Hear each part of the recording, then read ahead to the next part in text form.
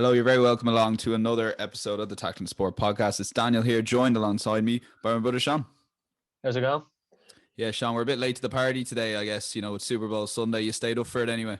Yeah, no, this is no, it's probably the first one that I've stayed up to the very end, even though I suppose the outcome was known from a long way into it. But I still think with Tom Brady, I just wanted to see everything at the end, and it actually it kind of felt good because I was watching the golf before, and there was a good crowd there at Phoenix, and then you watch the Super Bowl again. There was probably a bigger crowd than what you'd be comfortable with just even looking at it. So it was kind of nice just seeing that for a change, considering you watch the rugby or you watch the Premier League and there's no one there, and it's still a little bit something's missing. So I think that more than anything was just staying up to watch that and see the crowd react and stuff. So no, it was a good it was to be honest, we said a few times, I'd say that was probably the busiest and the best weekend of sport for a while, and especially the Sunday night with the golf and the NFL.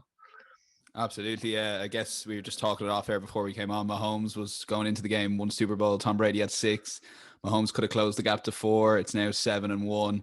It's a huge ask for Mahomes to go with that Chiefs team, even though they look well set up for 10 years. I know it was a disappointing performance, but yeah, you just felt it was a big moment that for Tom Brady to really kind of stay clear up on Mahomes. I know it's early on. That's probably hyping up Mahomes a tad, but he is only 25. There was a massive opportunity there missed. Yeah, and I think, but even the thing about Mahomes was like there were times where he looked a little bit indecisive, and there were other moments where his teammates probably let him down. It was just a collection of things. But then you see Tom Brady, and even when the first pass might be on, he has to wait a second. He'll still find it, and that's probably why even at 43 or whatever, he's still widely known as the GOAT. And I think that he's the first person ever to win Super Bowls in three different decades. I think is just absolutely incredible. And you look at that kind of longevity is definitely why he is known. I think that the stat to shout at the end that he's won more Super Bowls than any franchise is a bit ridiculous as well.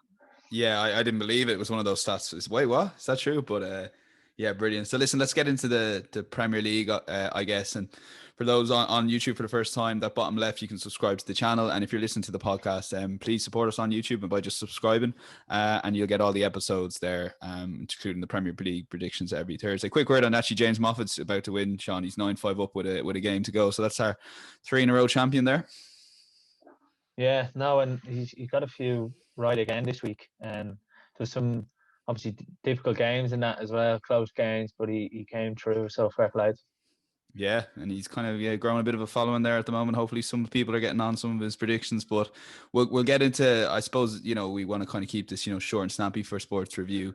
We'll get into maybe the Manchester United game against Everton before we move on to Liverpool. What were your thoughts on the game overall? I guess it was a weird game. I thought it was kind of entertaining at times, bit all over the place. United played well, I guess, for large parts of it, but Everton got the point.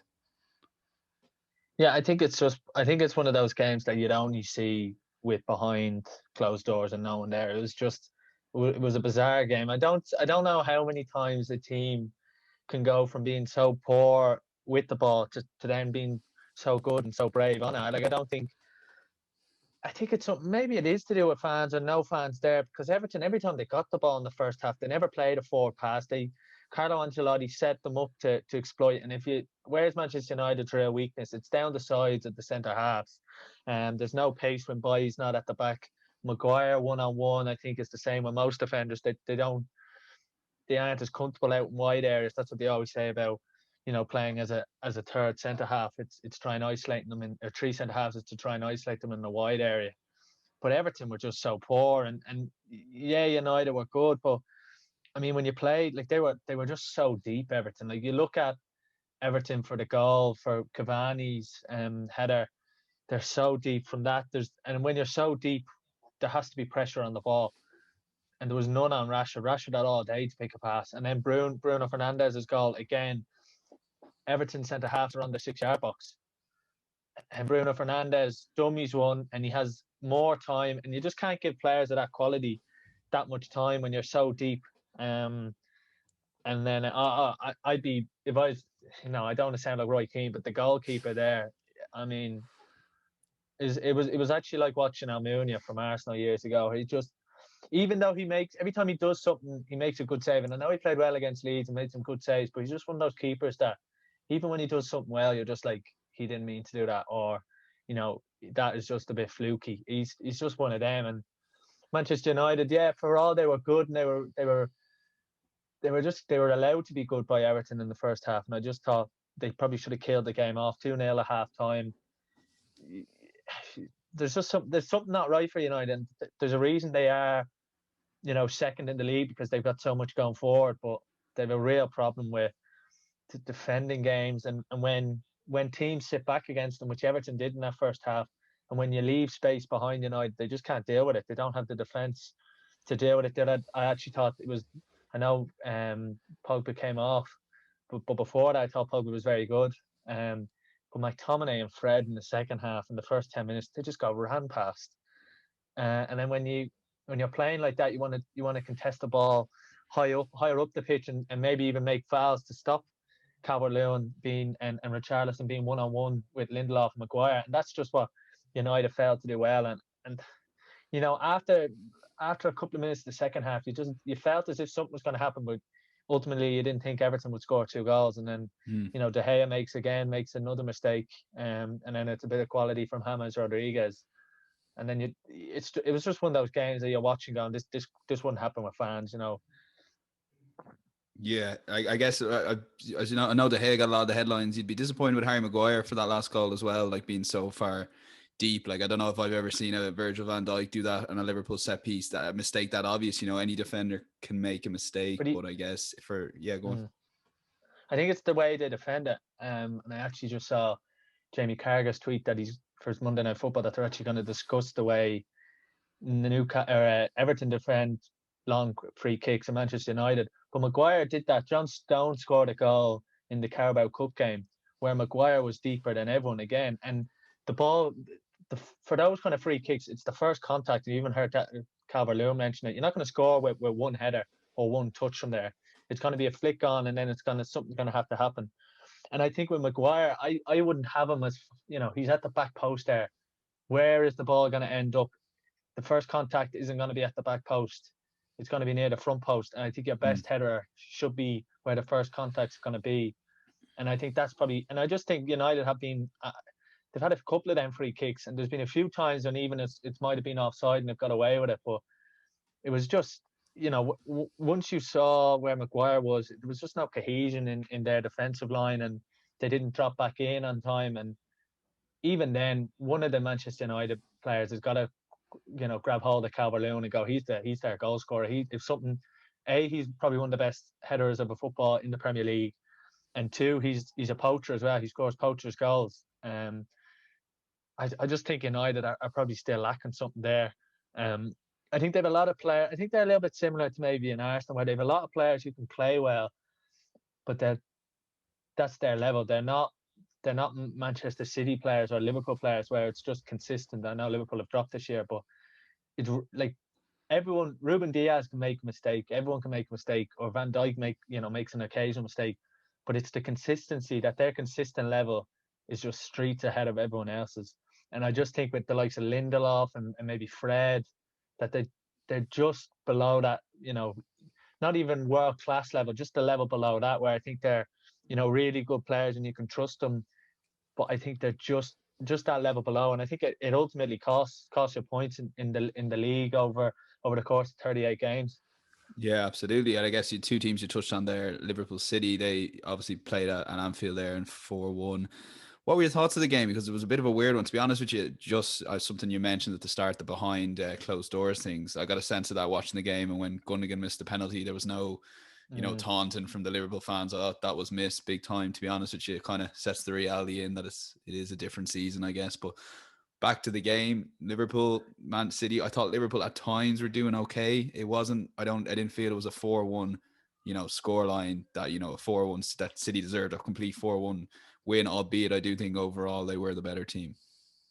Yeah, no, I think you're right with I think every team is suffering from it, and it's how teams react to playing games without fans, and it's the teams who attack at the right time in games, and that's again what Manchester United have struggled at in the big games, and the games are there for the taking. They just haven't got it, and you can imagine, if there was fans in Old Trafford against Everton or fans in Old Trafford against Arsenal or Chelsea where they didn't score, in those two games, the fans would be at them, and they probably they might win that game, or they might get one win, and then all of a sudden it's a different picture. I think the same as with Liverpool, where as soon as they get that kind of soft goal and the soft penalty now, in the modern game it is a penalty, but it's again a little soft mistake. They didn't even kick on. Klopp made two horrendous substitutions. They took off Curtis Jones, who's probably he's probably been their most consistent central midfielder when he's played this year, and he's someone who can give you a little bit different. I think Liverpool's three centre mids at the moment, and even when you had Henderson and Fabinho there, are probably more better defensively than they are offensively. And Thiago again is probably different to them. And he took off Curtis Jones.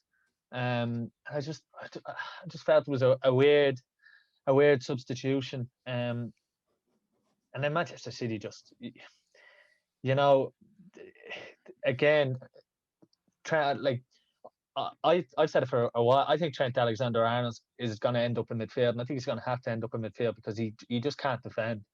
He really can't defend. He's not confident in a 1v1 situation. If you look at his positioning, the amount of times he plays people onside is frightening. I think Wan-Bissaka has a tendency to do that at Manchester United, but Wan-Bissaka is a very good one-on-one defender. But I just think he's a liability there, and especially at the moment, his confidence is just shot. And for the penalty they won, Sterling breezes by Trent Alexander-Arnold. Alexander-Arnold doesn't want to give a penalty away, but even still, he doesn't really move his feet to kind of make some sort of attempt to get the ball for Sterling's for the first goal. He gives the ball away, then Sterling breezes by him. Foden has a shot, and Gundogan scores. And every joy City got, even when it was 1-1 or 1-0, was down that side, and was Sterling just knocking it by him. So I think he's a huge problem for Liverpool at the moment, and I think it's probably the centre of a lot of their struggles is Trent Alexander-Arnold defensively, and even offensively this year he hasn't been at that level. In fairness to Trent, like, it's definitely a massive loss because he'd have a Van Dijk and a Joe Gomez partnership behind him, or even Matip, and to have a centre mid partnership, surely that's had a small bit of a factor that he might not be attacking as much, but B, defensively he's doesn't have those two centre backs. So there's definitely a bit of context to Trent's form, surely, because I understand I wouldn't go as far to say he's been a liability there. I wouldn't be as harsh as you are perhaps, but you seem to think it's a massive issue. I think he's the weak link. I think Pep Guardiola definitely targeted him. You even look when they went 4-4-2, and they put Mahrez on the right, who again I didn't think had a great game. It's probably just what Mahrez is. He's just on Mahrez, I have him in draft. He just hasn't produced at all this season. He's hardly played. Yeah, so I guess that's having a factor. There's definitely something up there with him and Pep. He's just I don't think he's not a Pep player really. He's one of them.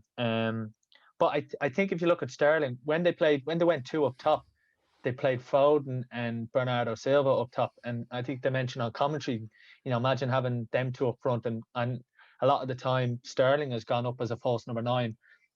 But if you notice this, they played him off the left, Sterling to have a go at Trent Alexander-Arnold, and that's where the joy came. So I just think Liverpool got targeted in that area. It's frightening to forget how young Alexander-Arnold is as well, and obviously he's going to get better defensively. But just at the moment, I think teams are really targeting him. You look at Brighton, and Dan Burn played as a forward left winger really against them, and they targeted him with long balls, and I just feel that they can't really take him out of the limelight either. I don't think they've got adequate backup, and I think that's probably something where if you look at the two squads, that's the big difference in it. It's their, if you take Alexander-Arnold off, you probably have to play Milner right mid, or Neco Williams, who's very young. So I think there's big issues for Liverpool in that position, because if you look at most of the goals came from Sterling, and even the penalty that they won, and it just came from him breezing past Alexander-Arnold. And I just think he's gonna have a long and distinguished career at Liverpool either way, and a lot of it will probably be a right back. But at the moment, when Liverpool are struggling to score and they're conceding 1 or 2 goals a game or whatever it is, I think he's having a major factor, because the last couple of games, Brighton and against Manchester City, he was targeted, and he didn't really come up with the goods. And as we touched on just there, I guess, with Fabinho, Henderson and centre back, and maybe Thiago's influence or lack of influence at times in the last few games because of injuries. I read a stat that himself, Fabinho and Henderson, which I guess would be seen as potentially up there with Liverpool's best centre mid three at the start of the year for a big game, perhaps. Yeah. They've only played together once, and that was the Everton away game where Virgil van Dijk got injured. So in fairness to not just Thiago but this Liverpool team, those injuries at centre back started from that Everton game, and they haven't been able to get their arguably best three in that centre midfield area. It's having a massive effect, isn't it? So I guess everything you were saying here is with a little bit of that context with Liverpool have had a crazy amount of injuries. Looking at them, you can't really argue that I don't have all the stats in front of me, but it's up there with as bad as you're going to get, isn't it, if you think about it? I know that Salah, Mane and Firmino have been fit largely for the season, but I guess behind that, and even Jota missing, haven't played well. How big a loss is that for Thiago then to suddenly have, Thiago's game isn't going to change the game. I guess him being in such a similar to his role at Bayern when he was in such a good team, I guess, is his role, as opposed to, making stuff happen for a team that can't create as much as they used to.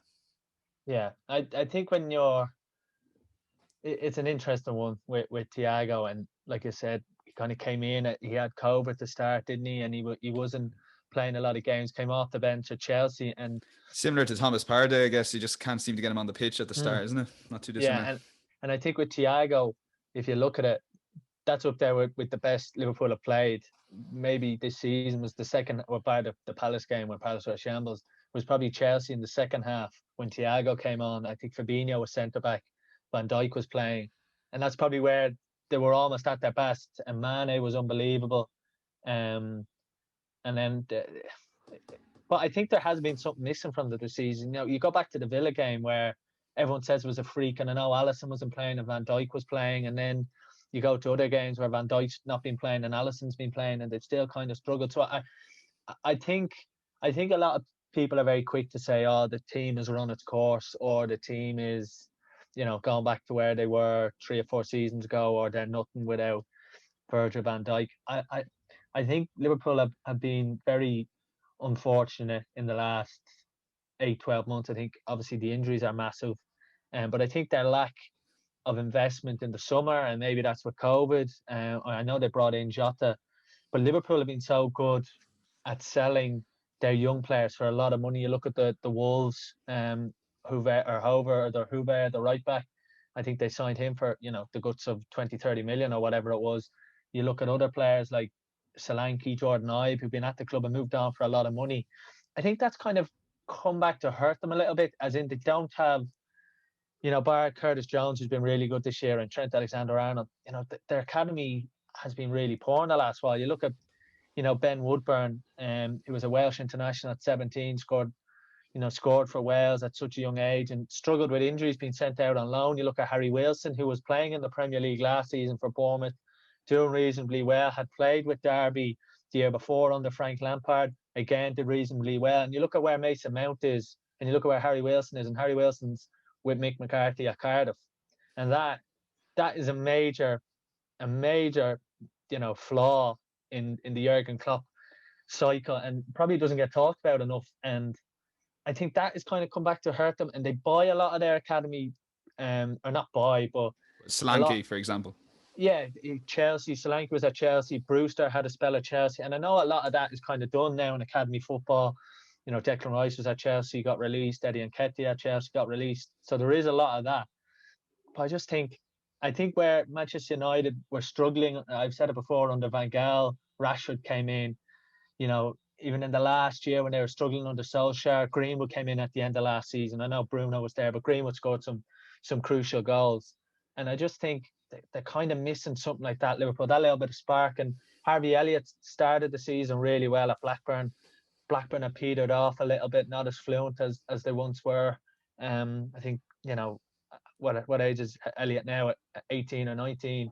So he's gonna probably take another couple of years before he can even get close to that Liverpool side. And again, he was brought from Fulham at 16. They brought a Derby youngster, Gordon, at 16 this month. So I just think Liverpool's thing on youth is a bit interesting. I think they've raised a lot of money, and they've been able to buy your Jotas and your Van Dijks and your Allisons, and people talk about net spend in that regard. But I just think that they're kind of lacking something, and I do go back to Harry Wilson, and I'm not saying Harry Wilson could be, the next big hope, but if you look at where Mason Mount has gone in his career, and you look at where Harry Wilson has gone, and if you look at the two of them at Derby, you wouldn't have said there was a huge amount of difference. Harry Wilson scored some big goals for Derby.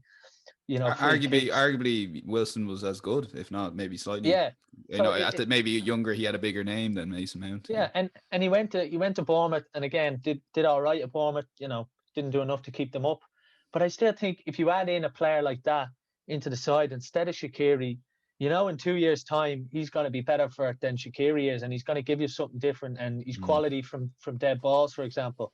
So the same with Origi. Like Origi's, not good enough. I know he scored that big goal against Barca and a few other goals, but.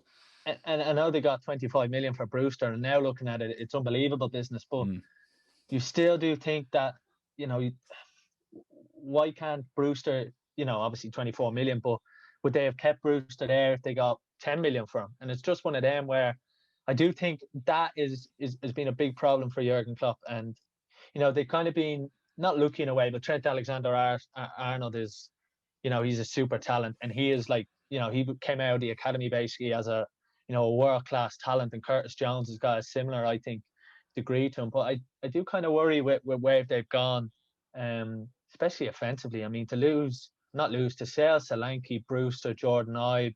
Again, Jordan Ibe was bought. Raheem Sterling, he was brought from QPR, I think, when he was young. So I think they do really need to look at that. They did get the money, and I guess that money went into Van Dijk, Alisson, the players that you mentioned there. And look at that Manchester City team. Like, if they had, they had a problem at centre back last year. They solved it by buying Ruben Diaz. They also bought Nathan Ake as well. Do you remember? I don't know where Nathan Ake is now. He's injured at the moment. Is he injured? Okay, that's fair enough. Yeah, I thought he just wasn't in the squad. So, I guess, they've been unlucky, the injuries, and I guess if they knew the injuries would happen, maybe they would have invested some money. But I guess you are looking at the financial disparity between the two clubs. City do have that money, which is ultimately, being the difference this season, the combination of Liverpool's injuries and also City's ability to sort out a problem by just buying Diaz for that amount of money, spending the money in Nathan Ake, and that hasn't really worked out. They bought Ferran Torres as well. So, while I can see you've made some good points about the youth academy and Liverpool, combination of their injuries and City's ability to just throw money at a problem is probably added to this. Again, it's a lot of small things. It's not just one reason. No, I guess it's a lot of these things have kind of made the difference. Yeah, and I think you are right, and that makes the achievements of what Liverpool have done over the last couple of years unbelievable, and even Brendan Rodgers at Leicester and the recruitment. But I mean, I just think they are missing that little bit of something. Now where it's stale. If you look at their bench, it's stale. It's Origi, it's Shaqiri, it's Oxlade-Chamberlain. You don't really look at the Origi and Shaqiri have that ceiling, but what about Oxlade-Chamberlain? Why is he not playing? He's obviously, in fairness to Klopp, Klopp doesn't see him as not being good enough in that midfield. And even though these players have probably played a lot more games than they should have in midfield, Chamberlain hasn't been able to get in. No, the Brighton game, I think Klopp probably got away with it a touch. He played a midfield three of James Milner, Gini Wijnaldum and Thiago against Brighton. Gini Wijnaldum, deep line central midfielder. James Milner at 35, again, probably more defensive than offensive. And Thiago, someone who just, you can kind of just let him do his own thing. But that midfield three hasn't got really a whole heap of dynamism. Yeah, Gini Wijnaldum can, and he actually had a brutal game against Brighton. But I said, how could someone like Curtis Jones be looking at that? Alex Oxlade-Chamberlain be looking at that, wondering how they're not starting in that side against Brighton. I just thought it was, I think that's, as a player, that's signs of, right, you can either stay here and have a really comfortable career at Liverpool and be a part and you've been a part of the Champions League team, the Premier League team, or you can look at someone like Adam Lallana, who's wanted to get away and play his Premier League football. And I even think Adam Lallana could make more of a difference than what they have at the moment. But yeah, I think the writing's on the wall for a few of those Liverpool players. I think they kind of need a little bit of a refresh. I think they need to get rid of the likes of Origi, Shaqiri, maybe Chamberlain, guys who've been around a while. And they have got rid of a few, they got rid of your Lovrens, Lallana's gone. But I think they're going to, I don't know, they're in a really tricky position. I think they're in a position like Spurs are, where anyone who signs as a forward player for Liverpool, and even now more so with the inclusion of Jota, they know they're going to sign not to start. And Jota was probably told, you're not going to necessarily start every game, but you're going to start a lot more, and you're going to play Champions League football. And he probably saw a lot of the Wolves players leave and thought, your Matt Doherty's and stuff, thought, yeah, I'm going to move here. But now they've got four their elites.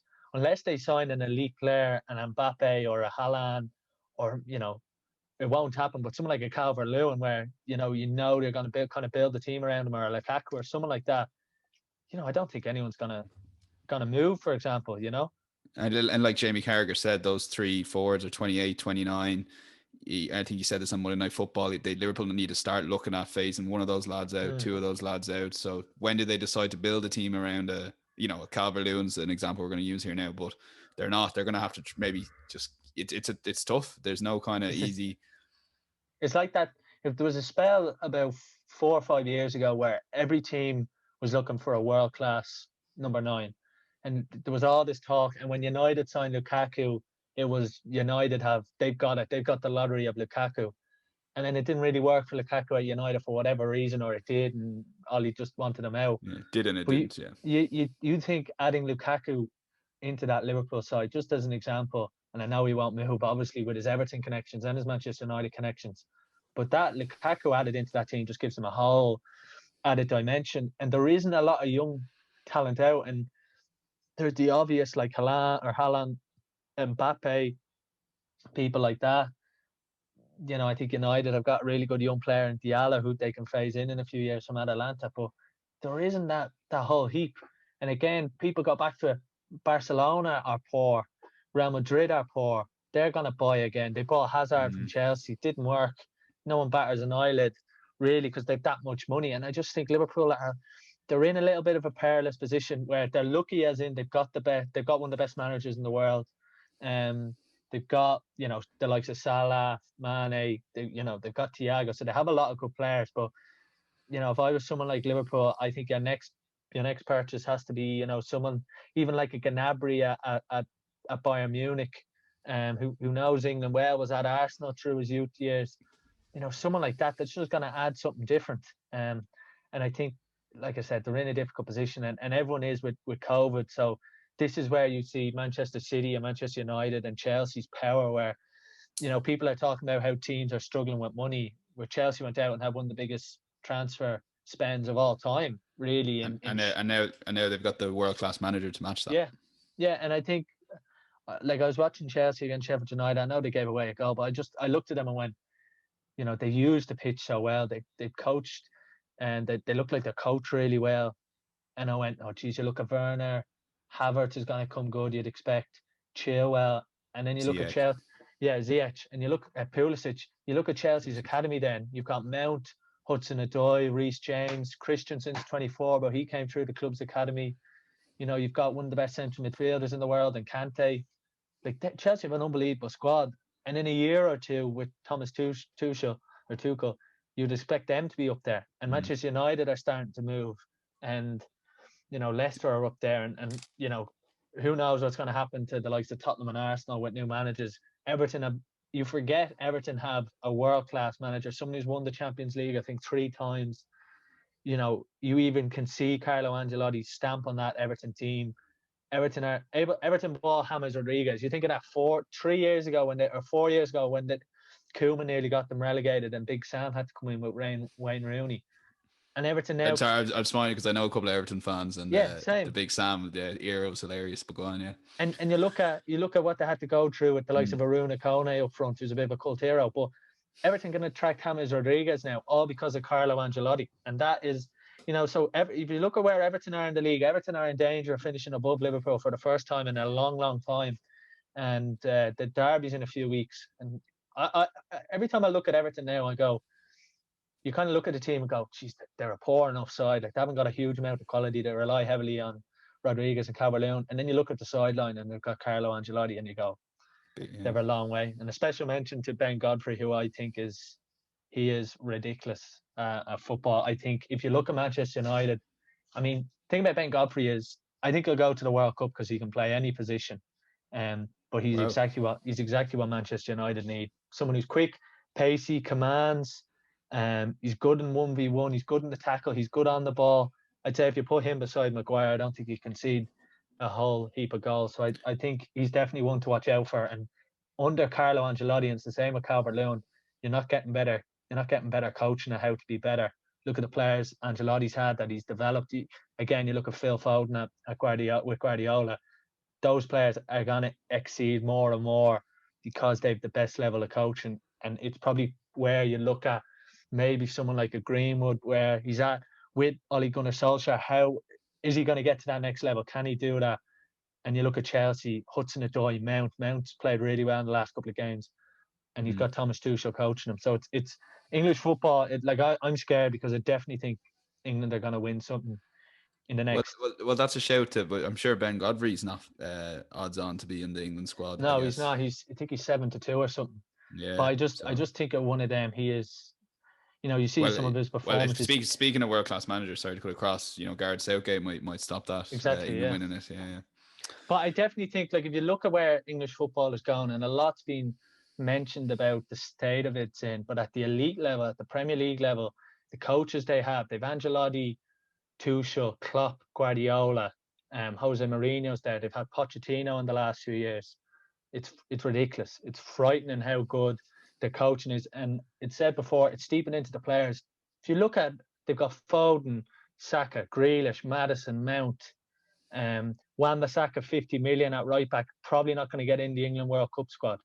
So you're even talking about Alexander-Arnold, one of the best players. Exactly. But Reece James, one player of the year last season. He won't get in the starting lineup maybe. Yeah. So it's just, I definitely think that if you look at the Premier League and look at this English side, where maybe 7 years ago people said, oh, then there's not a whole heap of English players. You look at Mount playing for his boyhood club in Chelsea, or the club he's been at since he was 6. Grealish with Villa, Foden with Man City, Greenwood with United, Rashford with United, Saka with Arsenal, clubs that they've come through the academy, and it's clubs they supported all their life. When is that? Yeah, that's not really talked about probably. No, I don't think it is. And even if you look at the managers, like people like Dean Smith managing their boyhood club, Chris Wilder at Sheffield United, like it's kind of, I think we've kind of seen in the Champions League in the last few years where Tottenham and Liverpool were in the final, and Liverpool the year before, City obviously have that big hoodoo over them. But people have been saying it in, groups I'm in, and about the English squad, and, all these Callum Hudson-Odoi and all these players that are available to Gareth Southgate. England are going to win something. They're going to win something. If they don't win something in the next 8-10 years, Gareth Southgate will have done something wrong. And I also think they've kind of got luck along the way in terms of, Roy Hodgson gone, and they brought Big Sam in, and then they had all that stuff where Big Sam went and gone, and Southgate came in, and that kind of little bit of luck is kind of being needed. Again, you go to the World Cup, they got lucky. They didn't actually beat anyone really in that World Cup of note. Still got they got a bit of momentum behind them as a result. Yeah, and that's got the fans on board. Yeah. And now everyone, instead of talking of England losing the penalty shootout against Colombia, and they wouldn't be favourites for this Euros, and now because they got to the World Cup semi-final, they've got probably one of the best squads on paper. I know Portugal are coming good as well. And Portugal are the holders as well. People forget, but it's going to be an unbelievable summer if the Euros do go ahead. Yeah, I wonder what will happen. Yeah, they will go ahead. Whether it'll go ahead in all the countries is another thing. Yeah, it's a massive shame that obviously we aren't there, and we don't. It's a massive shame, and it's not going to happen normally as well, like every other sporting event. But that was good stuff. You wanted to have a quick 30 seconds on Brooks Koepka. It's kind of ruining his brand a bit in golf if he's winning these sort of tournaments and pretending to care about golf as well, I thought. But yeah, chipping an eagle as good as it gets, and fans there as well. It's brilliant to watch. No, it was, and he was 40-1 at the start of the tournament, and a few people backed him. I know. You didn't, obviously, by the sounds of that. I thought you were going to after time. No, it was electric though. That obviously the chip in, but the signs were kind of ominous when he made a couple of birdies, and that's what the top level golfers have, and that's probably what at the moment there's probably 4 or 5 of them where players see their name on the scoreboard and the leaderboard, and they just know something's coming. Obviously, you've got the Tiger factor, but your DJs, your Justin Thomas, Brooks, DeChambeau, Rory. That's probably where Rory has struggled. He just hasn't done that in a long, long time. Obviously, hasn't won in a long time, but he hasn't made that big, Sunday surge where he goes and wins it. He's made, he shot, what was it, 64 on Sunday at Phoenix. Another backdoor top 10, the king of it, isn't he? Yeah, nowhere to be seen, at the start. And I think that's probably where, John Rahm's another one. John Rahm, DJ, Brooks, Bryson, JT, probably the 5 where if you're they're playing, probably the top 5. Yeah, if you're playing on a Sunday and you have a 2-shot lead, or you're like James Hand, where you get in the lead, you look at the leaderboard, and obviously he was playing with Brooks, but you just see one of those 5 names, you're going to have to make another couple of birdies at least to win it. And then Dustin Johnson. Yeah, well, he won in. Well, he took out a volunteer, but apart from that, he had a good week. Yeah. And the fact that he went to Saudi Arabia to play golf for money again is probably another bad week for him. He's won the 2 in a row now, hasn't he? He's won two of the last 3 or something. GMAC won it 1 year. Yeah. So not great, is it? But they make a fair few bob, and I think it really is sad though that probably one of the best events on tour in America, and I know America gets all the top golfers, but one of the best events on tour that has fans again. You've, for example, Tony Finau and Dustin Johnson playing in Saudi Arabia when they're not playing in the Phoenix management. I just think it's just a terrible look for everything in it. It's money talks, isn't it? It's the same. It's same with the boxing, but we won't go into that. No, everyone cares about human rights until there's money thrown at them, like, you know what I mean? Exactly. But we won't get into Daniel Kinnan though. We might get an odd episode on it at some point, but yeah, so we're going to be back for Premier League predictions on Thursday. Hopefully get it out on Thursday now, because we don't have any of the Premier League midweek nonsense delaying that. We'll get James Moffat on. We'll have to get a few FA Cup this week, so we'll have to get a few we'll have to get someone good to try and meet James Moffat, get him off his perch. But other than that, subscribe to us on YouTube, as I said, bottom left there. If you're looking, bottom right on your screen, I should be pointing at it now. I'm either pointing at it or I've gone the wrong way, but either way, we'd really appreciate that. And that's where you can get all our new episodes, and same on any podcast platform. And all that stuff to say is goodbye from Sean. Goodbye. It's goodbye from myself. We'll chat to you on Thursday. Have a great week. Enjoy the sports.